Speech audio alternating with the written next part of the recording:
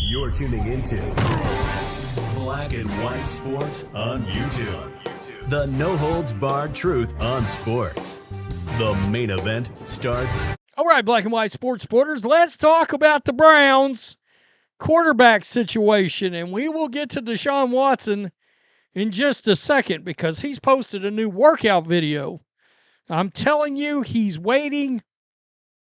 He's going to rise up at the end of October just in time for Halloween like Hannibal Lecter to scare the shit out of everybody, including Browns fans. You know, there's a world where this Flacco thing works. I wonder if Browns fans realize that. Speaking of the Bears, Tyson Bagent, 2-year extension. He's looked really good, Caleb. Anyway, that's neither here nor there.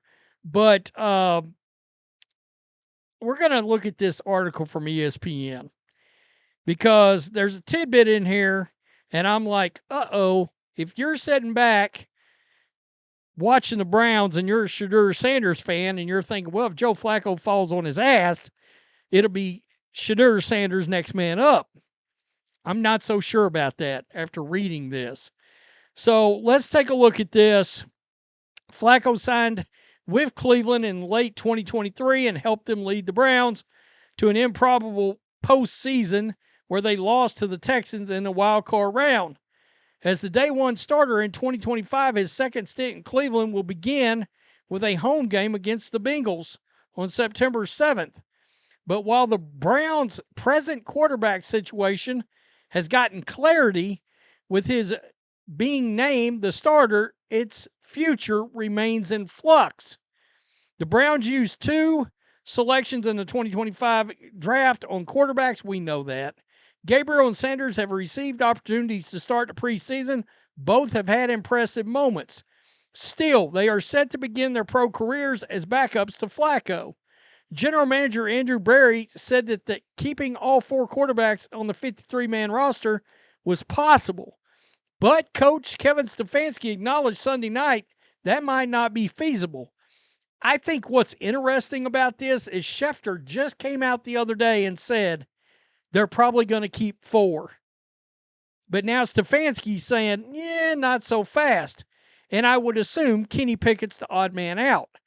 Quote, We'll let it play out as we get closer to cut down, Stefanski said.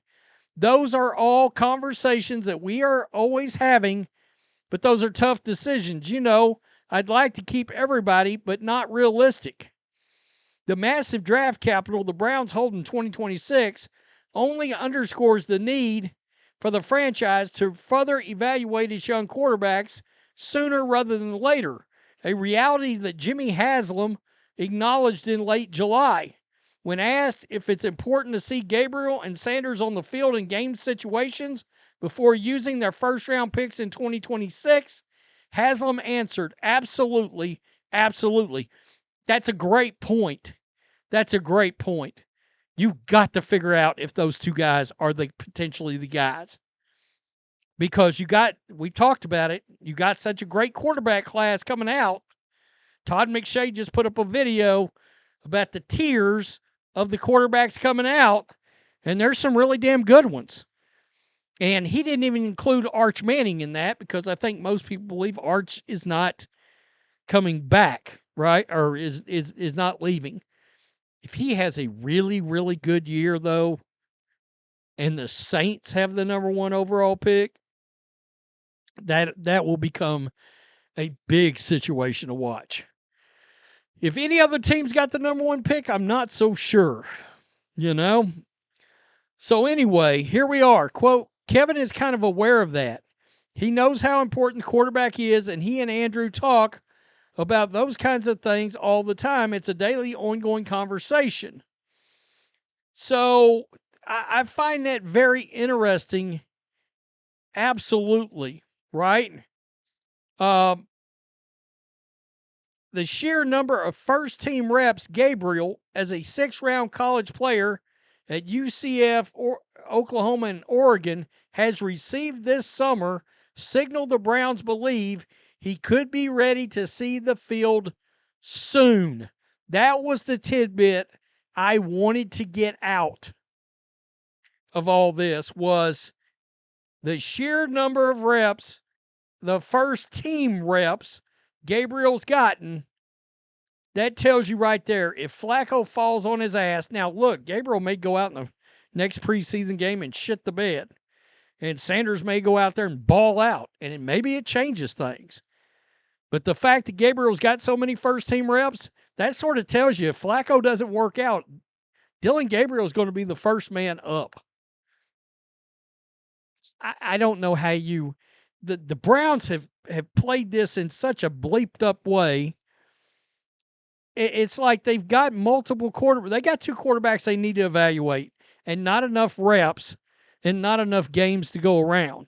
You want to hear something else wild? They didn't have anybody outside of a hurt Deshaun Watson when Kenny Pickett was signed.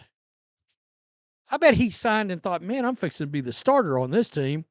Looks up and there's three more damn quarterbacks on the team besides, scumbag, Chester the molester.